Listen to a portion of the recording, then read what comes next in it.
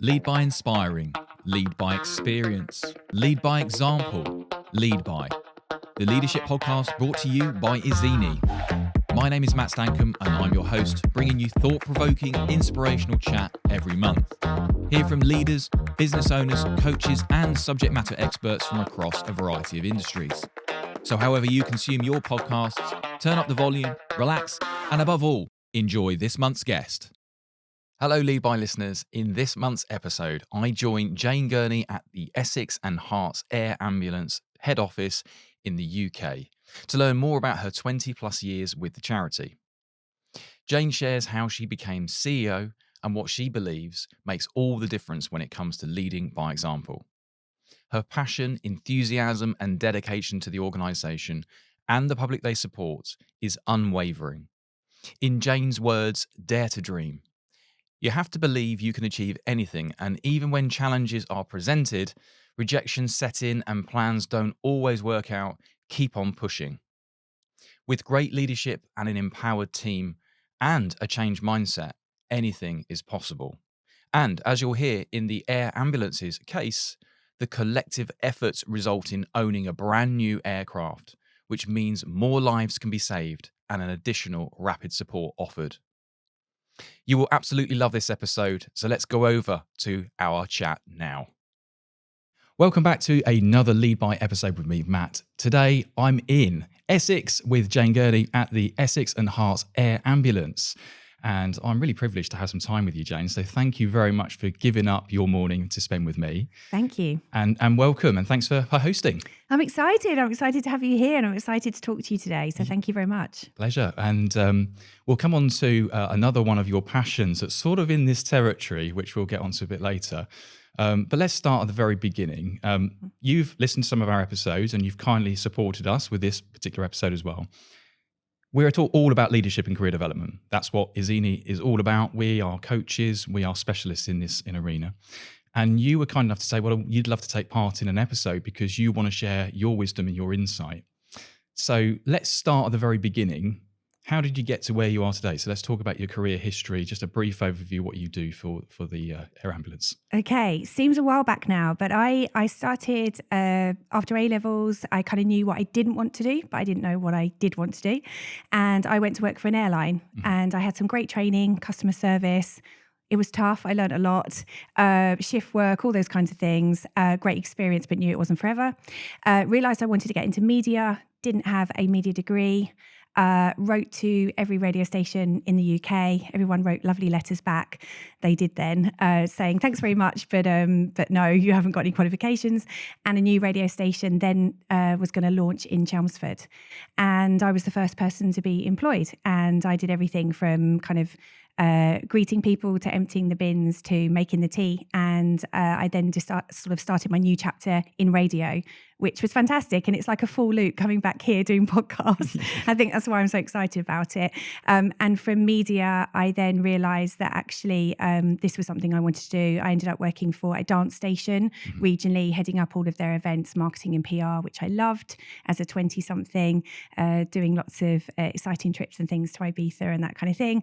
Got to mid-20s and then realised maybe that wasn't forever. I had a great time, but what was I going to do sort of long term? And a friend of mine had a job. I was just starting a new role at what was Essex Air Ambulance then. And I said, I'm not quite sure. And they said, well, just come for a coffee. And I'd been there all of 5 seconds and I heard a small group of paramedics talking about their ideas around what was then a flying ambulance. And I sat, there wasn't really a reception, it was just a chair, but I sat on the chair listening, thinking, this sounds absolutely amazing, but I'm not a clinician. I'm certainly not a pilot. I'm not quite sure how I can help. And then I realized the one thing they didn't have so much of was money. And for me, I thought, okay, I've been involved in sponsorship and marketing and building brands, and maybe that's something I can help. And that was 21 years ago. Incredible. So Here I am. Here you are. And we haven't covered your role yet. So let's just talk about your specific role within the organisation. Okay, so I am the chief exec. I am responsible for all of our team, which is grown massively, as you can imagine, over those 20 years. I think I was one of 6 people. We now have over 140, Wow. including all our operational teams and our charity teams, and a real mix of experts in the role, which is amazing. And so I hold the responsibility in terms of the fundraising, as we need £1 million a month, and that kind of very much hovers above my head. And also a lot of risk, because helicopters are high risk. Raising £1 million a month is high risk. And some of the procedures that we do on the side of the road are high risk. So if you add that together, this is quite a diverse, complex and high risk organisation, which is hugely challenging, but makes it hugely interesting and very, very rewarding. I can imagine. I mean, what you provide on a daily basis is life-changing by definition. So the fact that you have that immense amount of responsibility for the 140 plus people, all of that revenue that needs to be brought in. Yeah. How do you cope with all that? Going from your, I'm going to use the word humble beginnings to where you are now, which is incredible. How have you adjusted to that life? That's a really good question. And also if you add in the fact we have over 400 volunteers as well that work with us, as well as our team. So I think it's been a steep learning curve. If I'm being honest, it's not something that someone gives you a book. You go from one day that you're sort of in the kitchen as part of the team, and then the next day you're leading that team. And one thing that has really helped me is that the charity have always invested in coaches for me right from the beginning. And that's something which I've had coaches for my entire career, and I still have a coach now. And that has been absolutely something which has just been vital in my development. And it's somebody that I can share the things that worry me or the things that keep me awake at night, and also some of those blind spots that we all have where I might not want to see them, but actually they're there. And maybe we can discuss that and work those through. And that's been vital to me and to my learning and to my development. So it's ongoing. It's ongoing. Well, yeah, that's the beauty of having a coach or someone to mentor and support, is that you can always evolve and you can always have these conversations that are developmental. And I think that's really powerful in the initial conversation here, a really powerful learning point for anybody stepping up into a senior role, because your learning never stops. Yeah. It's every day is a new day where you're having to overcome new challenges, face things in adversity. And what you're doing, as you said, is high risk, and there's so much that needs to go into making this whole thing work, this whole machine work. It's really great to hear that you are doing that, because I think that would inspire a lot of people to think, I should do a similar thing, go out and get a coach, or at least have someone they can talk to. Absolutely. And sometimes it's about, I sort of call them having cheerleaders around you, if you like. That's great. Yeah. A group of people there's some people who have been literally part of my career from when I worked in the airline, probably believed in me more than I believed in myself, if I'm honest. And even now when I tell them things and I might say, oh, we did this or we did that, and they say, well, I'm not surprised, and I think, really? And so cheerleaders are really, really important, not just on the really good days and when there's things that we're achieving and doing, but on the tough days, during tough times that everyone had during COVID, where our fundraising stopped overnight.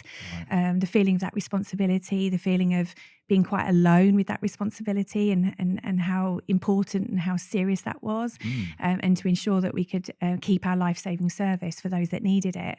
Being able to have those people around you, and I've sort of built that really good network that I hang on to, and now I find myself trying to do that for other people as well. So it's about giving back as well. Yeah, that's really inspired. And talk to me about the company structure, the organisation structure.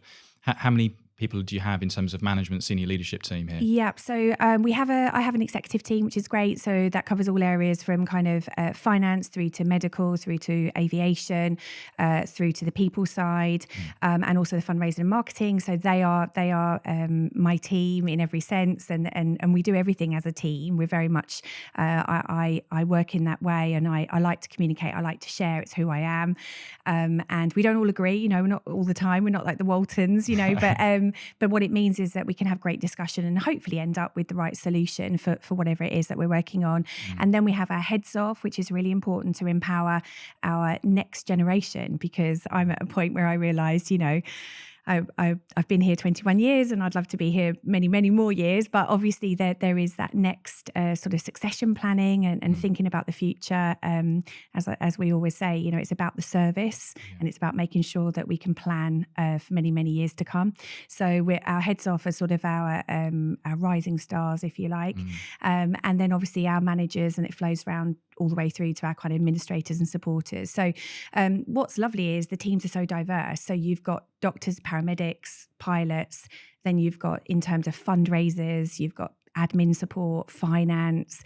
So it really is a diverse team, and it takes every element. Everyone has to come together to be able to make this sort of machine, as you say, this kind of machine that happens every day, work to the best that it can. It really is a team effort. And we talk about the sort of EHAAT family, and that's kind of how we see ourselves. Yeah. So you have, morals and values that must cascade down, and we do, ingrained in what you do. We do, and it's kind of in our world, in the fact of we are a caring organisation. We are, that's what we do. I quite often say, we're not selling pencils, we are saving lives, and that flows through. And actually, that's very emotive. And sometimes some of the decisions are tough because we might not have the money to do everything that we want to do. Because there's a reality to it. And I always say there's kind of the front end of the charity side, but there's also the back end it's very business-like. It is a business. The business has grown hugely, and we have to operate in a very professional way. So it's making sure that both of those are in balance all the time. Of course, yeah. And I think, every company has those things on the walls. And I've talked about this in previous podcasts with a guest, Marion Whitty.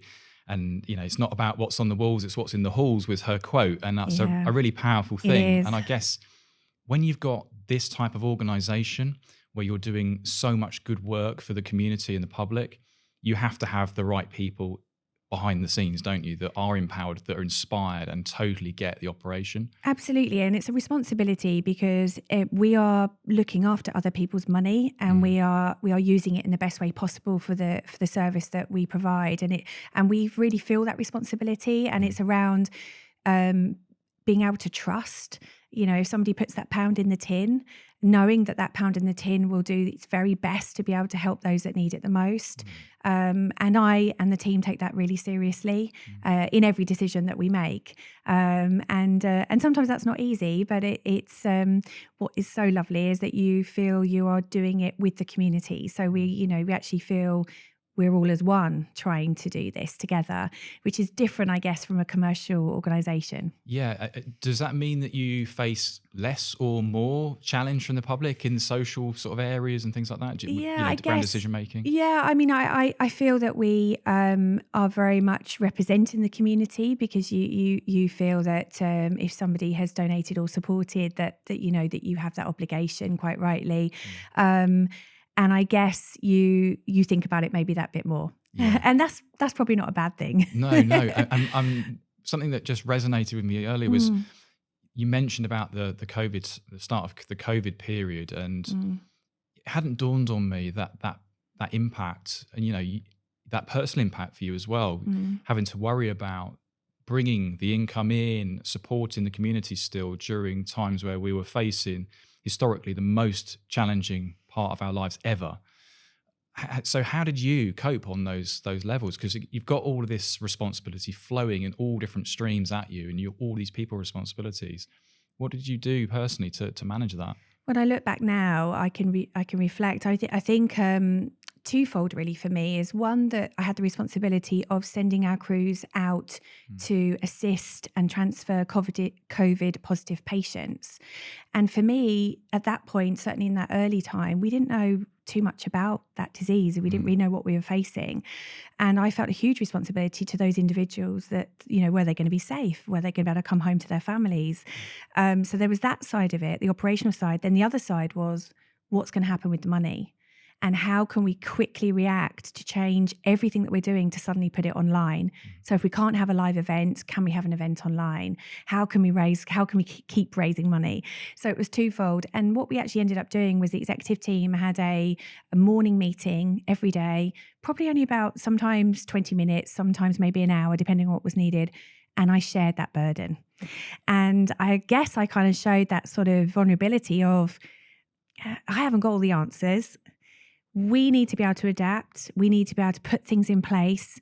Let's do that together. And because I've got a great team, and because people, I think the one thing here is that everyone has something in common. And the one thing to put in common is to keep that air ambulance flying. You're only here because you believe that. If you don't believe that, you wouldn't be here. So I think it united us in some strange way that we were able to say, okay, this is what's happening in the world. This is the information we've been given right now. What can we do?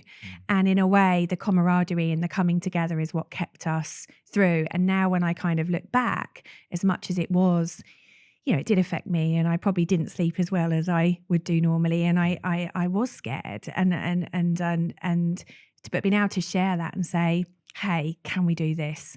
And can we do it together? That was my way forward. Yeah. And I don't think anybody had answers during those times. No. In any walk of life, we all were under pressure and trying to figure things out. But when you have your level of responsibility and impact on a community and public, that's a huge responsibility on anyone's part. And it's powerful to hear you say, well, actually, by sharing, it lessens the burden and actually empowers others to step up, doesn't it? Very much. And actually, I was inspired by coming together as a team of how much we each brought to the party. And also I had a personal loss of COVID during that time.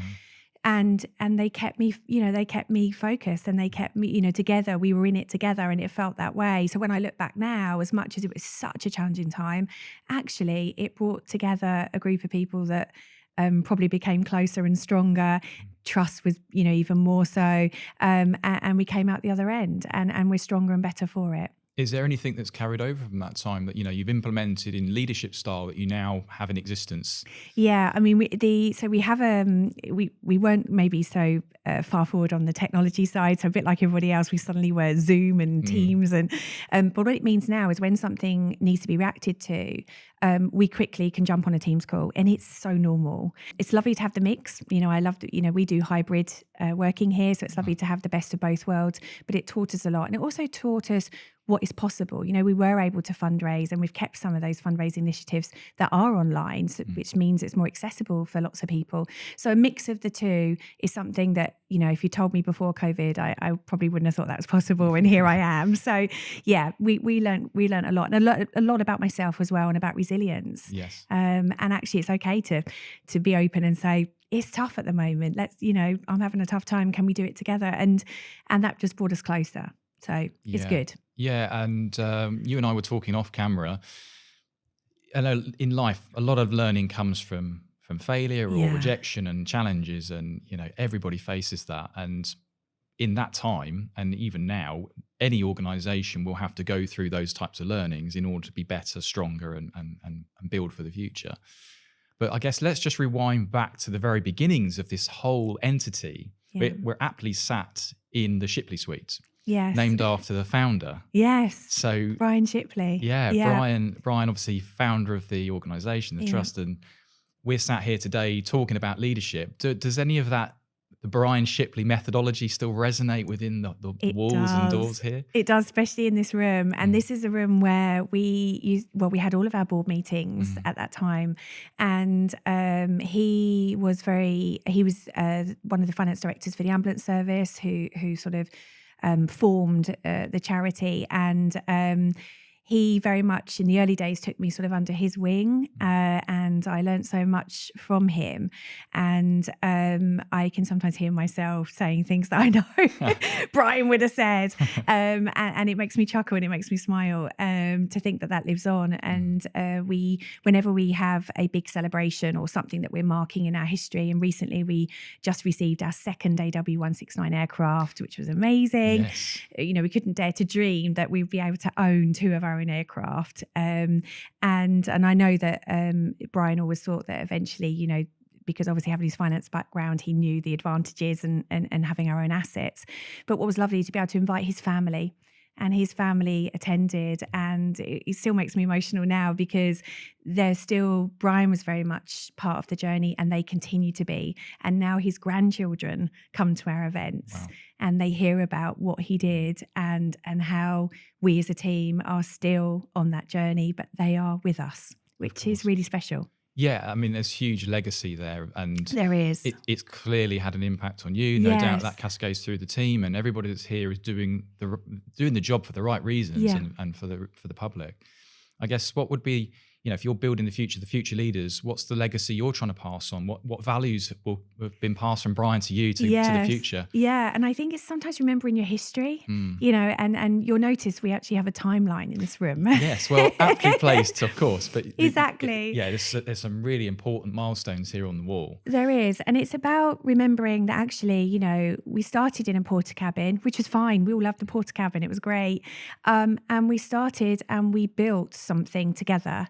And we must always remember that the history and what it took to get to where we are now. And obviously I'm part of everybody's induction. However big we get, I'm part of the induction for new starters. And I do talk a bit about the history. And I feel, don't get me wrong, so much has changed and we're moving forward and we talk a lot about the future and strategy. But sometimes absolutely is really important to go backwards just a little bit before you go forwards, and just remembering our roots and remembering that we can't do any of this without the communities that support us, and remembering our responsibilities that we all take really, really, really seriously, and remembering where we came from. And I think I'm probably, after 20 years, I'm probably one of 4 or 5 people now that were around in the sort of what I call the original sort of days. You're the very fabric of the organisation, really. The corporate history. And obviously, for those that are watching us on a camera, this is great because they can see this timeline. But for those that are listening in the car or listening on your devices, we've got a lovely timeline here on the wall, which indicates 1997 being the moment this all began, right through to 2024, where you've just recently taken delivery of your new aircraft, which has been a huge success in terms of publicity and all of the great work that can now do for the community. So there's a number of milestones here. There is. But just take me through maybe a couple of those that you really stand out for you during your career and where you've had impact. This is the hardest question because there's so many and there's so many exciting things. But if I'm looking here, obviously being able to own our own aircraft is something we could only dare to dream. And I think there's a lesson there for me, certainly, to be able to remember to dare to dream. And we talk about the tough times, but actually being able to aim high. And we always leased our aircraft, but we knew that one day, we'd want to be able to own our aircraft and to also have control of our own assets and be financially, it's much more effective. But so for me, the first aircraft, the first AW169, which you'll see there, was really, really important. And also when we had doctors on board for the first time, because we were 2 paramedics, and then we introduced the doctor and paramedics who were able to do more interventions. And then the building at North Weald, and that was actually built during COVID. So when I look back, it was, that sort of bittersweet time. But being able to achieve that during that time, because I wasn't even sure if they could carry on building. I didn't know how this worked, but we were able to do that sort of on time and on budget. So that was 2008 that you opened up North Weald. Is that correct? No, so it would have been during COVID is the North Weald. Of course. So yes, that would have been during 2020. Yeah.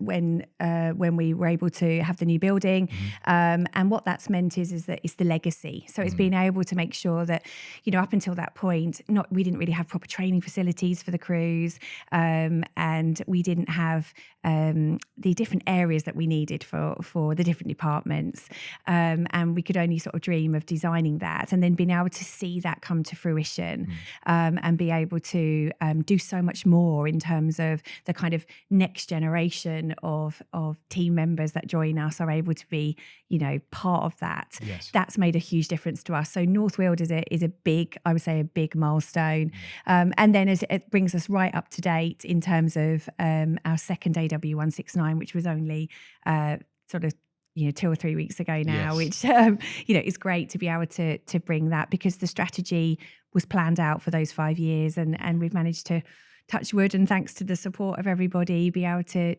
get there. Yeah, we still have plenty more to do. Of course, it's an ongoing thing, and those obviously listening, watching, please do support. There was a fantastic, loads of posts about your celebrations and all of the vibe around getting that second aircraft a matter of weeks ago, as you said, is incredible. Something that you and I have talked about off camera, and again, just in terms of your journey and the direction that the organisation's going in, there's a huge amount of work in retail now. You've got shops opening and other methods to have income. Yeah. How does that impact your role? What part do you play in cascading the message and the values to those that are in the front line delivering? I think we very much have been aware that we need to diversify our income, and there's some areas which we, are very lucky that we're very successful. Certainly on community fundraising, we run our own lottery, which we're very successful, and we realised that we needed to kind of spread that, especially after COVID. There needs to be lots of different ways that people can support us. One of which an area was retail. So we now have 10 charity shops across Essex and Herts. We're keen to have many, many more. So watch this space. And I think it's the perfect time. I think in terms of the environment piece, in terms of, pre-loved goods, I think this is very much the way of our future and quite rightly so. But also being able to raise funds, but also be part of the community. So quite often our shops become community hubs. So people want to be able to come in and they might drop off some donations to us, which we're very grateful for. They may buy something while they're there, but they also find out about us. So they might not know that we run our own lottery, or they may say, actually, I'd love to be a volunteer. How might I get involved in that? So we very much become a kind of part of the community, a window within the community all over Essex and Herts. So the shops and retail is a really big area of development for us. I'm not a retail expert either. So we're learning that actually we need to talk to people that are, and we're able to then put the right people in those roles and be able to then grow that sort of mini business within the business. And then the other side is the kind of philanthropic area of our business, where we're sort of asking networks and how we can work within the community at different levels to be able to attract people to be associated with what we're doing. There are so many opportunities. We have a Centre for Excellence, which we've launched now on our clinical side, where we're really pushing the boundaries of innovation, and the clinicians are really looking at what can we do different to improve that patient care. And we're trying to get obviously donations and sponsorship around that as well, which is really exciting for some businesses that want to be part of something that's really new. We're changing lots and lots of procedures and things that maybe have been done in a certain way, and we're looking at researching of how that can be improved. So it's exciting. Yeah, massively. I mean, the posts I've seen and all the interactions that you have with the public is incredible, and you have such passionate following for obvious reasons, and it must be really rewarding for you and the team to be able to see that impact, not only to the life-saving part, but just community building, as you said. Oh, it's the best bit. It's kind of like, and it never leaves you, because you can be, I don't know, at a party or in your own time, and someone will say, what do you do? And as soon as you say, everyone has a story and everyone wants to talk to you, which is really nice. Yeah. And it's a lovely place to be. And the best bit is when you get to meet people that you have made a difference. And it doesn't matter how long you're here or how many times I meet those people or hear those stories, you can't help but, even now, kind of like the hairs on my arms go up, because you have played a small part in that. Yeah. And that is amazing. And that motivates you to just do more and more and more and more. And quite often I think to myself, enough is never enough, because how can it be? And that's the motivation, that's what keeps the entire team pushing forward. Yes. I was going to say you have very transparent objectives which keep you task focused to deliver. But if, with your length of experience and what you do, if you were in a different role, CEO or senior member of the board doing something else, different industry, is there a carryover from your skill set that you could easily transfer? Because if I think about those that are maybe in retail or in tech, they might not all in that organization have the same level of passion and ambition, because it's not the same, is it? So what would you do if you were in those sort of environments? Yeah, I mean, the first thing is you've got to believe. You've got to believe in what you're doing. And I think I don't believe you can kind of fake that. I don't believe that I'd be good at that, or not long term anyway. So the first thing is you have to believe in whatever your product is, or whatever your service is, whatever your industry, your organization is. So the first thing you need to believe. The second thing is that I've always believed that if you're going to do something, then it needs to be 100% plus. And I'm not very good at doing something half-hearted. Sometimes you need to realize that you can't do it all. And you do have to really focus on the end game, absolutely. But I think that once you believe and it matters to you and you care, that's your motivation. And it's not always perfect and it doesn't always go right. And there's been lots of those moments. But actually, to stand back up and to keep pushing and to do it again, if you believe enough, that's what keeps you going. And that can be transferred to anything. So true. Yeah, I think it's at the core, you do have to believe in what you're doing, and that gives you reason to get out of bed in the morning. Yes, yeah. And through the tough times, as you described earlier, because when you don't have those bearings, or you don't have necessarily enough positivity, it can be easy to fall into a dark place. So the motivation has to be at the core, doesn't it? To get out of bed and stay, be supercharged with what you do. It does, and I think being realistic with that as well. I am very enthusiastic about what I do, and people say to me, can you still be that enthusiastic after 20 odd years? And I think, well, yeah, because everything's changing. I'd never bought a new helicopter before. I mean, I don't know about other people, but I don't know many people can say that. It was a 3-year process, and I learned a lot. Trust me. Second time around, it was slightly easier. But to build a new building, to be able to push forward in our innovation with the clinical side, it's also new, and it's like having a new chapter every few months, and that still keeps me alive. And I don't think I could do that without having that sort of passion, if you like, and innovation. Having said that, it doesn't suit everybody, and that's kind of fine too. I'm not saying that it's for everybody, but I think when you do find that thing that motivates you, as people often famously say, if you find a job that you love, you'll never work a day in your life. And but you have to search for it, and I didn't know this was going to be the thing, but this has been the thing, and here we are. And I think that's often a sliding doors moment for people. Yes. And if I go back to just one of your roles in the past, so, Vibe FM way back all those years ago, could you have imagined the responsibility you have now? No, absolutely not. And it was terrifying. And I remember saying at the time that, I'm kind of quite happy doing what I'm doing. And it sounds great, but it all just sounds too scary. It was the honest answer. Yeah. And obviously, again, by having those cheerleaders, by having people around me, by having my husband being able to say that, why don't you just give it a go?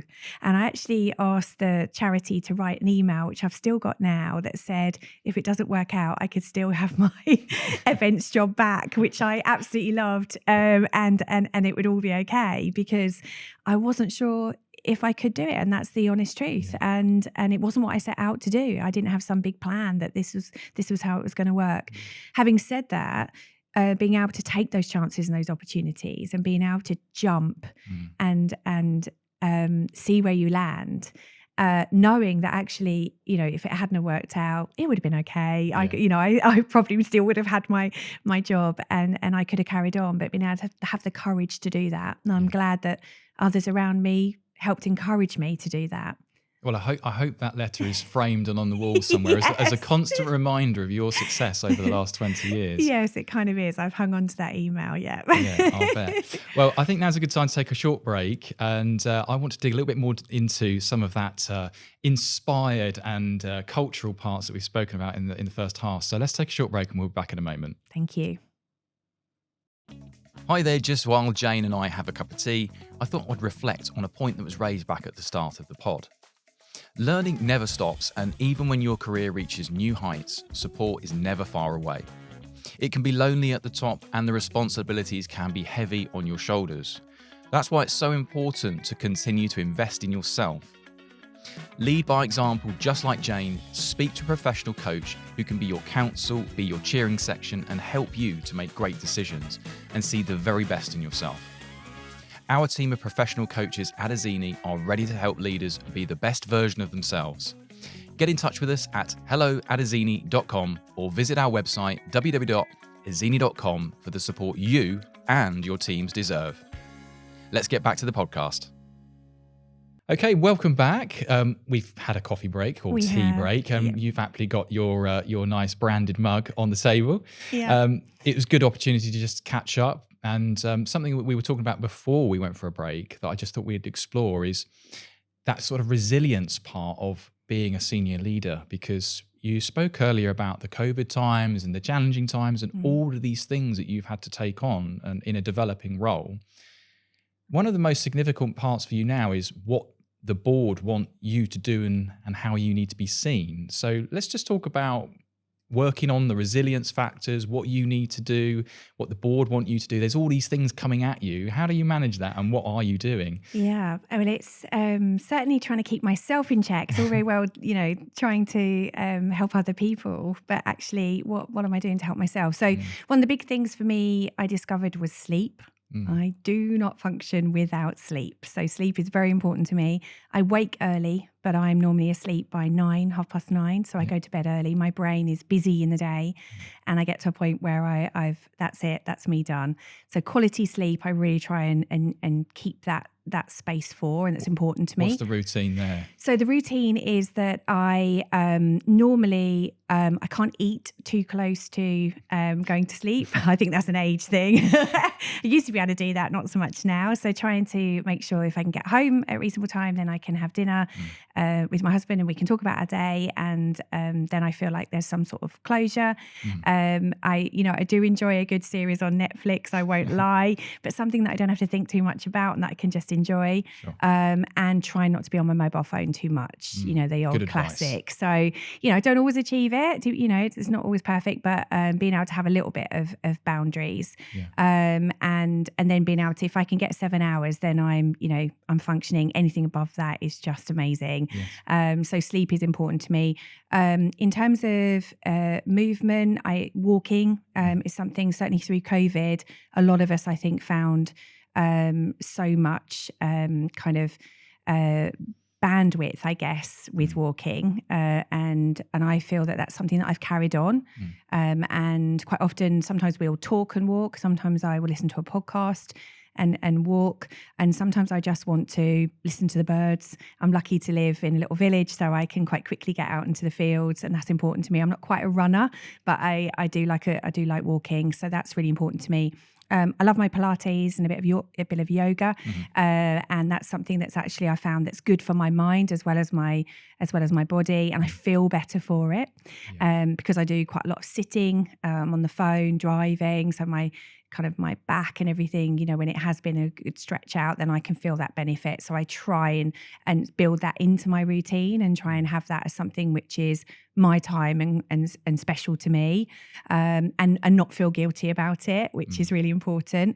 So a little bit of movement, and also diet. I know that I'm not really a big drinker, but in terms of diet, if there some junk food or some chocolate sometimes is that go-to if there's been a tough day, and then being able to maybe plan my meals a little bit better. And enjoy on the weekend, but maybe in the week trying to be a little bit more focused about what I'm having. And it's taken me a while, and sometimes I feel like I'm winning, and yes, I've got this, and then it'll all go wrong for a bit. But then I kind of get myself back on track. So I'm getting better at it. Those are very, very significant things that a lot of people overlook. And interestingly enough, it forms part of the methodology within the habit mechanic processes that we actually adopt, because we're ambassadors and promoters of it at ezeni.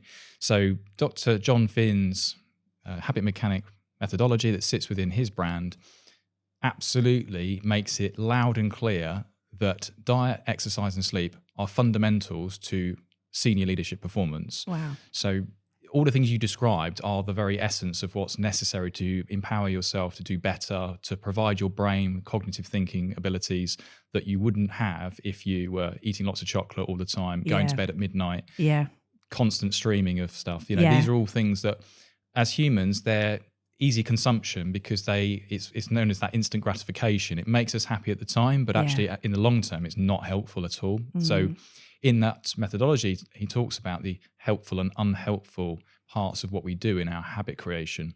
So all of those things you're doing, whether conscious or not, when you were starting out, they are now ingrained as a habitual routine for you that will absolutely provide you with upper performance. And actually, by being the way you are, you then create that inspiration for others. So do you see that with your husband or those that you work with? Do you find them adapting to kind of those routines as well? Yeah, I try really hard. I try to be able to just when there are those pressure points and maybe those stressful times, thinking about actually how are those individuals maybe looking after themselves. And a lot of it is just about balance. And sometimes it's around, it just gets slightly out of balance and you just have to kind of just put that back in again, but not be too harsh on yourself. And you know, it will dip and there will be times when I just can't get to that yoga class. I'm not going to beat myself up over it. It's not going to happen this week. Something else has happened that I need to react to. I'll get back to it next week. It'll be okay. And be more accepting of that and be a little bit kinder to myself, I guess, which, you know, sometimes easier to say or do, but that's important. So I feel like this is over a period of time. This is becoming my normal. And occasionally will be a blip, but then getting back to it and helping others maybe do the same and for them to be able to find their thing that helps them. Yes. And a little bit of mindfulness. You know, I'm doing lots of these exciting things. I'm talking on your podcast today and I've got lots of exciting things planned. And I do get anxious and I want to be able to perform. I want to be able to do my best. I don't want to let anyone down. And just a little bit of breathing, a little bit of routine maybe before you get there, being prepared, you know, not being late and sort of rushing in.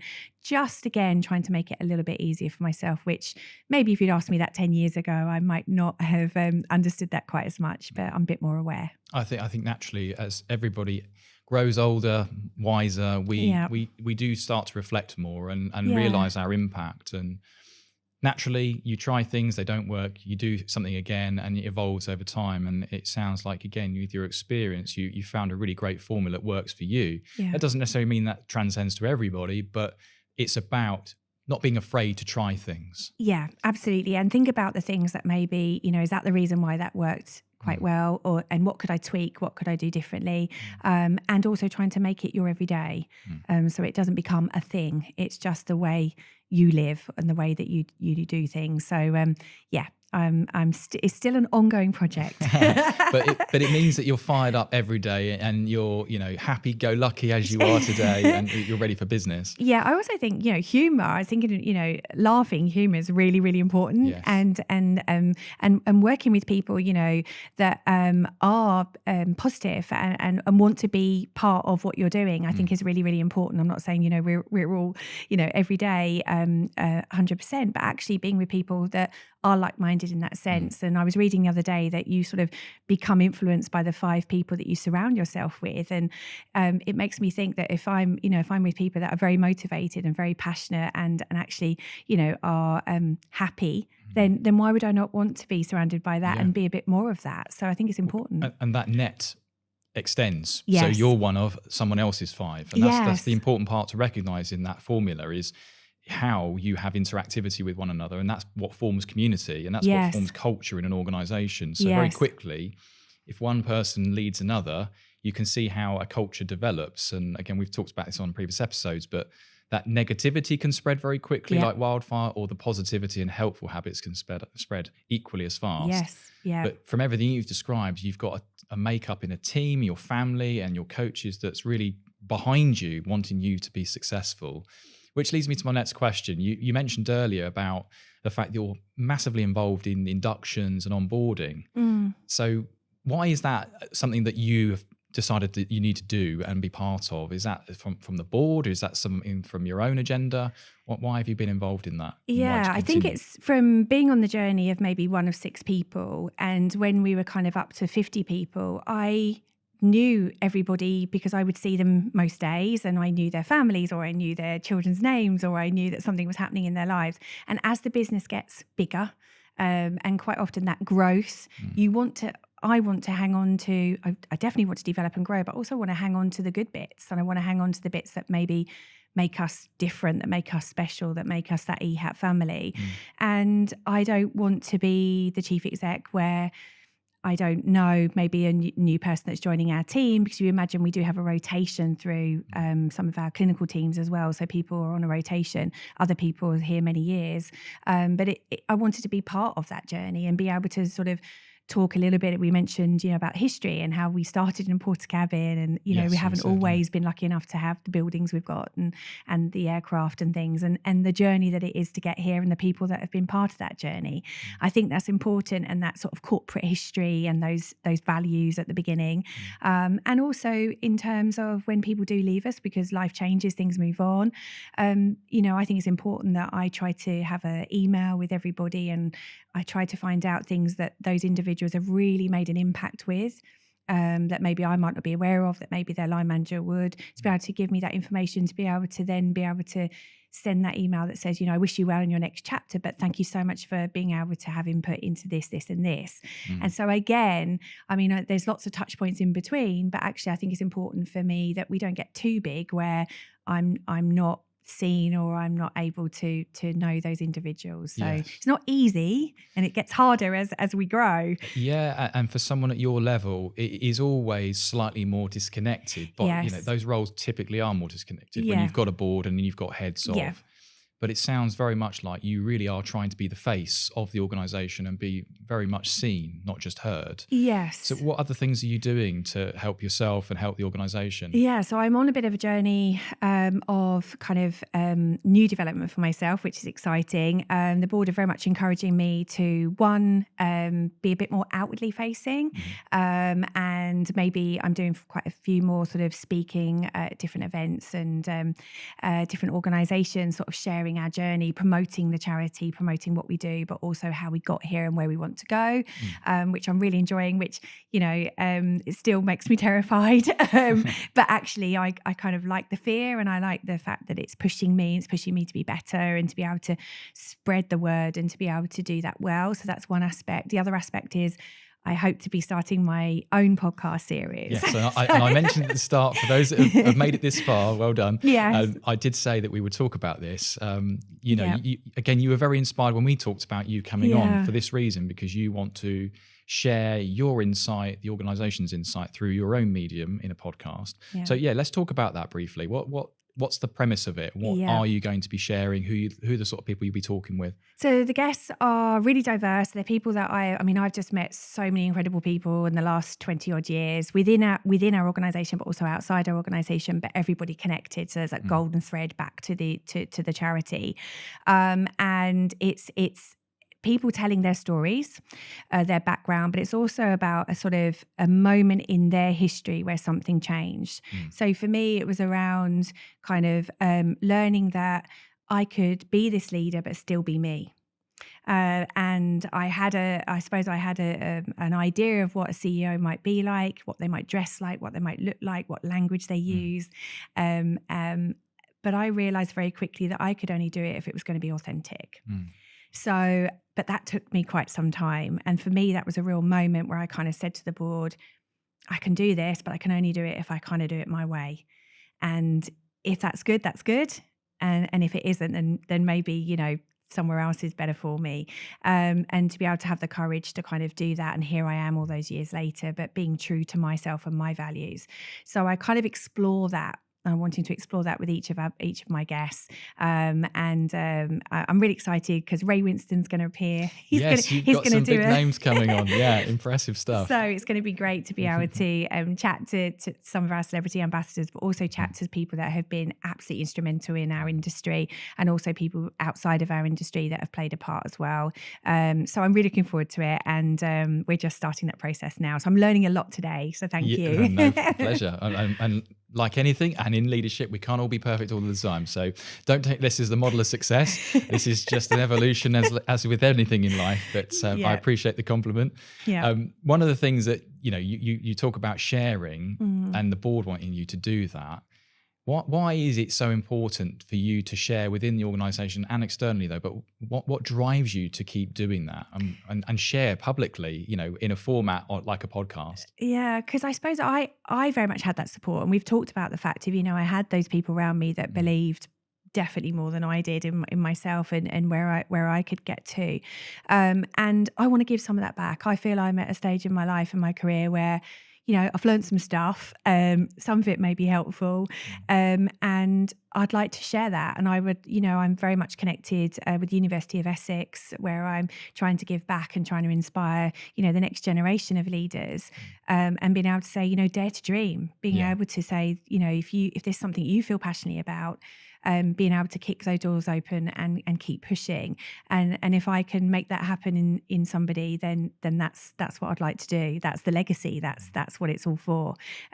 Because this is about going forward. This is about forever. This is about making sure this service is here for anybody that needs it, far beyond me in many years to come. So now I very much see that next generation, and it's I get so much from it. I hope the people I work with do, but also I do as well, and I learn so much. Yeah, that's a really important thing to note, that even when someone like yourself reaches the top of the company structure and you're making all those decisions, you're still in need of support and development. As you said, you've got a coach, but you need bearings, you need reference points. Absolutely. Everybody needs help at some point. Yeah. And it's important to keep your community alive and the people around you that can give you that feedback and support and help you to make those great decisions. Yes. So thinking about what you're supporting, coming back to the teams here, what values would they hear from you that are yours? Because you passionately talk about having authenticity, not just what the board wants to hear. Yeah. You have your values, your morals. What would the team behind the scenes here see, hear, feel from you that's very specific to you? Yeah, that actually is about always doing the right thing. So the right thing by our patients. Our patients are at the forefront of everything we do and every decision. So it's about, regardless of if you're on your own or you're part of a team, doing the right thing. That's the first thing. I think doing it with kindness, I think for our patients that we serve, but also for each other. And also doing it passionately and doing it the best that we can do it. Medicine is all about pushing the boundaries of how we can make that better for our next patients. And they're at the centre. This has never been about me or us. This is about what we can do. So I think if you come from that place, in the fact if you just want to make it better for our patients and their families, then there's a very clear focus. And I hope that people see that and hear that, and they can see it around us, and it's kind of in our everyday, and it's in our everyday decisions and how we do things. So yeah, keeping those patients in the forefront of our minds is the really important piece. What's your feelings on carrying an ego in senior leadership? Do you think there is space for someone to think for themselves and carry that ego? Yeah, I think it's tough for us because we, certainly on the operational side, I always say that we're looking for kind of superhuman, that we're looking for these fantastic clinicians and pilots that, I truly believe they are second to none. They're at the top of their game. But with that, we want them to be humble, and we want them to be able to be within our team. It is about the team. So we quite often say that we are looking for these very special individuals, which they are, and then we're asking them to leave their ego at the door as well. That's tricky. Now, to be able to do the jobs that they do and to be able to take command of some very, very difficult, challenging situations that they face every day, there is a balance to that. And I realise that the type of personality types that would be able to do that role and to be able to do it to the level that they do it. But again, it's making sure that the fit is there for them, for us, our organisation, but also for our organisation to them, and understanding that. And I would say making sure the recruitment process and how we get that right is really, really important. But, it's never been about it's always been about we. And it's the team that does that, and the wider team, as well as the operational team, the wider team. For sure. And as we've discussed a few times, the fact that you're so heavily involved in the recruitment onboarding processes and through to succession planning clearly means that you have a vested interest in seeing people grow, but also just making sure it's framed in the way that you want the public to see the organisation. Yeah. And I'm a good example of that, in the fact of I have been on that journey and, looked after events and marketing and loved that role. And here I am as chief exec. And I'm really excited to sort of see, you know, who are the next generation that will take on that role from me and from my senior executive team for the future, because I'm proof that that's possible, even when I probably didn't think it was. I guess if I to use a bit of an analogy, that helicopter view, it's perfectly Yeah. apt here. If you're looking down on the organisation as it is today, as you've helped create, is there anything that you wish you would have done differently, or things that you know absolutely are game changing? Yeah, cool. That's a tough question. I would say that I very much learn and still learning around the growth of an organization.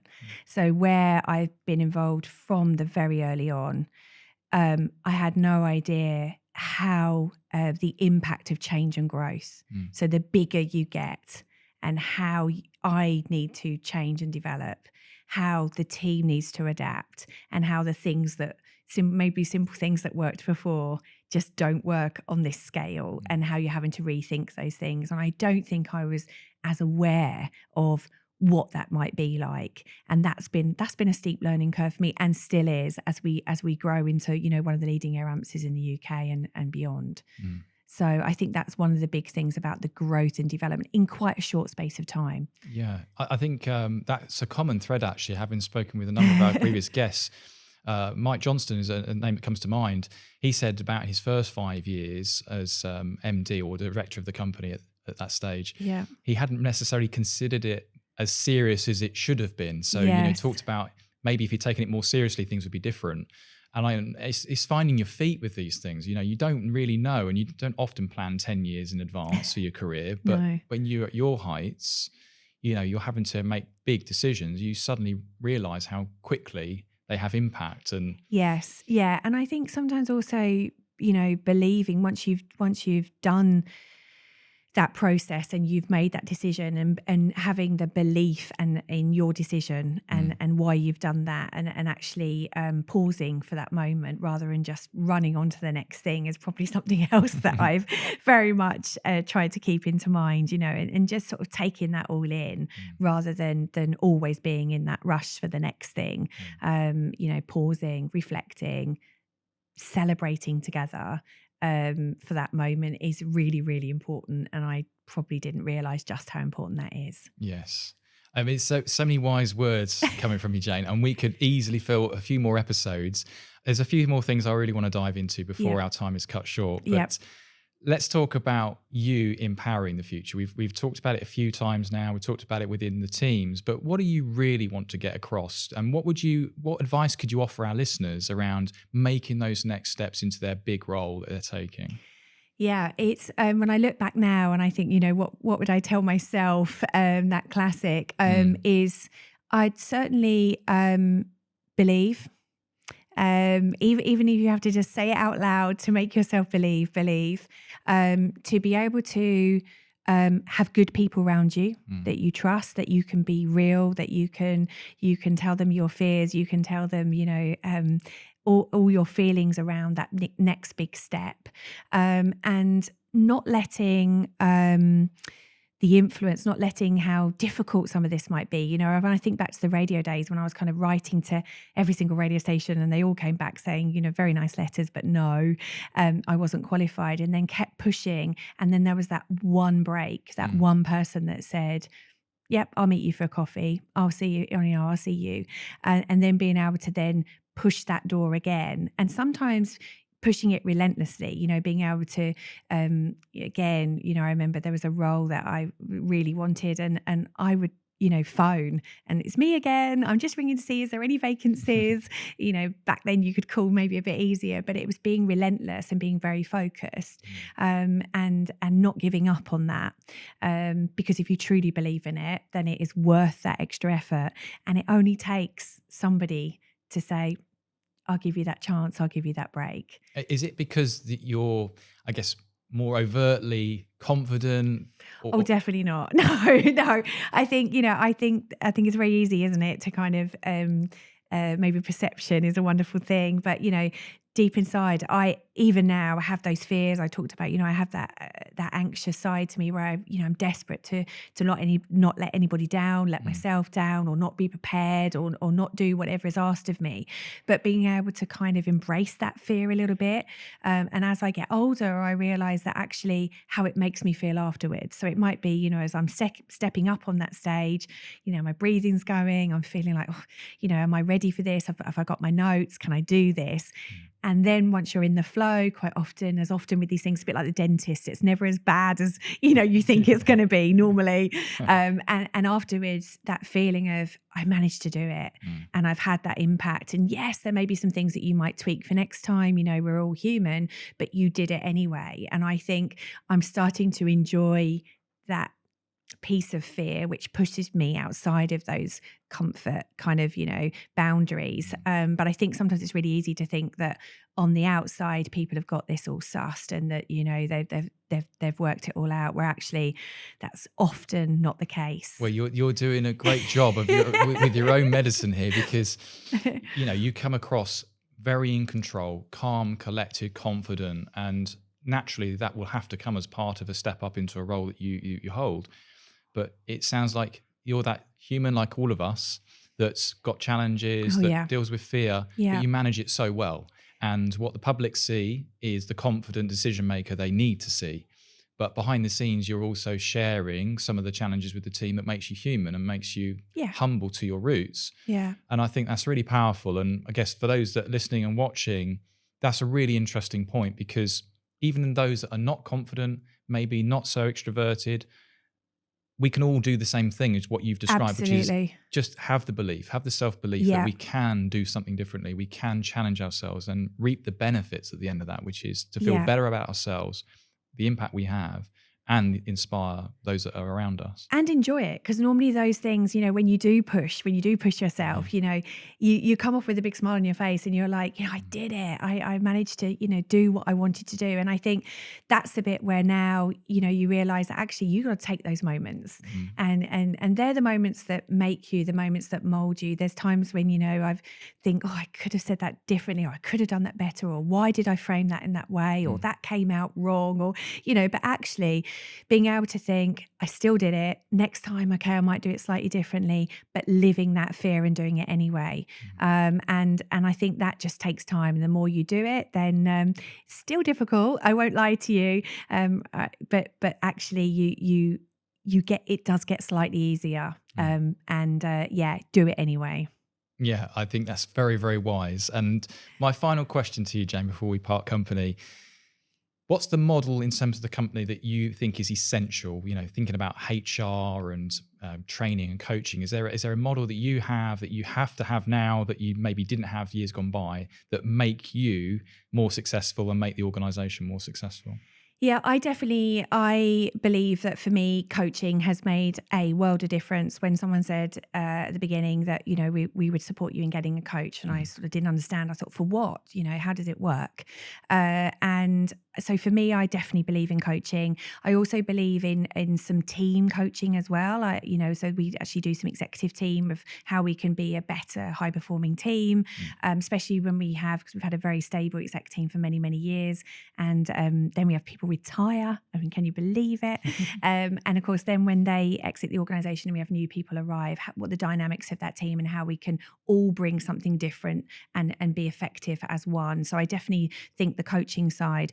I also think the fact of investing in people, that we are very much a charity, but there's so much experience and talent within our organisation. So are there shadowing opportunities, or are there one-to-one opportunities where I'm working with a member of the team at the moment in terms of what it's like to step into senior management and that big jump from sort of one of the team into leading the team, and how does that feel, and maybe some of the things that I've sort of learned along the way, and being able to share some of that stuff.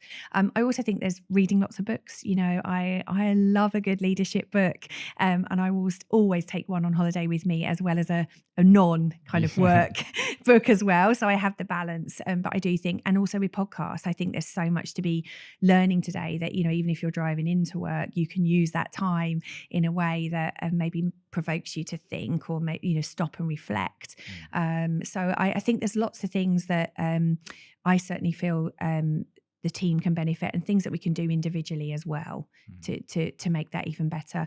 And being sort of open, I think being able to say that somebody is wanting to progress, or I'm wanting some support, I'd like some extra training, and hopefully having an open sort of dialogue that makes that possible, where people don't feel they have to do it on their own and they don't have all the answers. So yeah, there's lots we can do. There's so much, and as you say, it's an evolution, and there's so much you can do, so much impact you can have. You can't always have the answers, but what you can start to do is formulate a bit of a plan. And having the coaching, having training support is a common thread through every guest that we've spoken to on the podcast so far. And in terms of our coaching skill set at ezeni, that's something obviously we do. We support all manners of different levels in organizations to help people grow. And I think it's a really underrated and undervalued service. Yes. But what's interesting is, as a charity, you don't always have big budgets to spend on these types of things internally. So I guess what I'd try and advocate to our listeners and viewers is, you don't have to have lots of money to do these things. You have to be creative to get the results, but actually just investing in people can just simply be a coffee, a tea, having a conversation, having those check-ins, asking someone how they're doing, thinking about their future. And being that guiding light for them, that you're doing so well, being that person they can look at and think, right, I'd like to be like Jane. I want to run the company in the future. I want to have those values and beliefs. Yeah. I think that costs nothing. Absolutely. And I think by taking time, and that's what I mean by investing back, by putting back. And I remember one of my first coaches who I was with for about 2 years on and off, and that was on a voluntary basis. And again, I was at a conference. I was really inspired by her, and I thought, I have to queue up and meet her. I didn't know what I was going to say when I got to the front of the queue, but I got in the queue and I thought, I'll work it out while I'm waiting. And I got to the front of the queue and I said, I absolutely loved your presentation. I was completely inspired. I'd love you to be my mentor. And the words just came out, and she was very polite and, very gracious with me. And she said, it sounds really interesting, but write me an email and tell me why I should be your mentor. So I thought, oh my goodness. So on the train on the way home, I put the notes into my phone, got straight back into the office, wrote that email and sent it. And it was one of the best emails that I've ever sent, because it simply said that I could see myself wanting to be that type of leader, and to try and find somebody, because she was very authentic. She was just very real. And this is something that if I was going to go into leadership, this is what I'd want to do. And she agreed, and that was free of charge. So again, if I hadn't have asked, that wouldn't have happened. And I used to get the train up to London, and I'd have a list of things that I wanted to talk about, and she would give me a set time. And then after about, I think, a couple of years on and off, she then said, now it's my turn to put something back into this industry. And those words really stuck with me, because she gave me that opportunity. Who am I going to give that opportunity to? And you have to pay that back. And that's how I see that kind of succession going forward. And I'm really enjoying that process. Yes. And you mentioned earlier that you're looking for sort of non-exec roles as well to help grow yourself. Yeah. So I think maybe that's an important part to end on, is talk to me about why, and maybe how people might reach out to you if there's opportunities out there. Yeah, thank you. I mean, like I say, it's been a very interesting journey for me. I've learned so much along the way in a diverse organisation as this. I would love the opportunity to be part of someone else's journey whilst I'm still doing this, and also being able to give some of my knowledge and experience, but also for me to learn and develop, and to be around someone else's board table and to understand the complexities and the challenges that the senior management and directors face. And the board are very keen for me to do that as well, because it kind of opens my mind. And I think it is a win-win on both sides. So I'm really excited about what that might look like. I'm quite keen for it to be very different to what I do. I want to challenge myself in a completely different sector that can maybe bring different skills and experiences to. And I'm looking forward to enjoying that. I'm slightly scared. Definitely takes me outside my comfort zone, but actually I think it's the right time, and I'm excited as to what that could look like. So I can imagine it only being a success, because you had similar thoughts way back 20 years ago. Yes. And you had that email that he said about you framed. Yeah. ultimately you are here today because you pushed yourself outside of your comfort zone and you took risk and you made challenges come to life. So I can only imagine you'll be highly successful in that next step as well. And people will be, really privileged to have you part of their organisation for all the knowledge sharing and wisdom that you bring. Well, thank you. No, I'm looking forward to my next step as well. And thank you so much for having this opportunity to be able to chat with you. I could be here for days doing this. It's been great. Need to put another little date in the diary. Definitely. You and I discussed off camera that we need to maybe involve your new helicopter in some capacity. That would be very exciting. If that was possible, that'd be pretty cool. But just simply getting onto the airfield itself, around some of the people that work in the team as well, we could have a follow up on this at some point. It could be really exciting. So, and if anyone is interested in supporting the charity, then please just check out our website, www.ehaat.org. That's www.ehaat.org. Thank you so much. No, pleasure. And don't forget to visit the amazing stores as well. For those listening, watching, go to the stores, check out all of the great products that are available through EHAAT as well. Please do. And finally, just if someone wanted to contact you in terms of those non-exec type of things, is there a way that they can reach you? Yes. So LinkedIn is probably a really good way. So Brilliant. Jane Gurney on LinkedIn, and also on X is Jane Gurney 5 is probably the best way to be able to correspond with me. I would love to hear from anybody. Super. I can't thank you enough. It's been great to speak with you. Thank you. Really, really insightful. And we will definitely have that follow-up because there's so much more I want to ask you. So thank you once again and for hosting me here. Thank you for having me. Thank you. Speak soon. With every episode we record, the team and I walk away feeling energized by the passion and enthusiasm shared by the Lead by leaders. We really hope you're loving the series as much as we've enjoyed making it. Let us know what you think, or perhaps share some of your leadership learnings by contacting us at hello@ezeni.com, leaving a comment on any one of our podcast platforms, or contacting us via LinkedIn to discuss sharing your story on a future episode. Thank you again to Jane and EHAAT. Such a great chat, and one that will resonate with so many leaders. From building brands to marketing to running an organization, every journey starts with believing in yourself. Go on, push yourself, embrace the fear, and surround yourself with people who believe in you too. Thank you for joining me for another Lead By episode, Ezeni's Leadership Podcast.